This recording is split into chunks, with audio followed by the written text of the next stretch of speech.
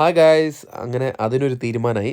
എല്ലാവരും കൂടെ കൊട്ടിഘോഷിച്ചുകൊണ്ട് നടന്ന ജാസ്മിൻ ഗബ്രി കോംബോ അടിച്ചു പിരിഞ്ഞിരിക്കുകയാണ്. അല്ലെങ്കിൽ ജാസ്മിൻ ഗബ്രി ലവ് അടിച്ച് പിരിഞ്ഞു പോയിരിക്കുകയാണ്. ശരിക്കും പറഞ്ഞാൽ ഗബ്രി ജാസ്മിനെ നന്നായിട്ട് തേച്ചു, പറയാതിരിക്കാൻ വയ്യല്ലോ.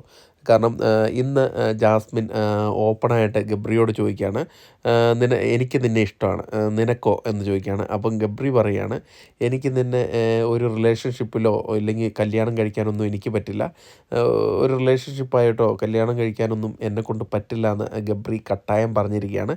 അങ്ങനെ അവർ തമ്മിൽ അടിച്ച് പിരിഞ്ഞു. എന്തൊക്കെയായിരുന്നു മലപ്പുറം കത്തി, മഹാനായ ജോജി, എന്തൊക്കെയായിരുന്നു അവസാനം പവനായി ശവമായി.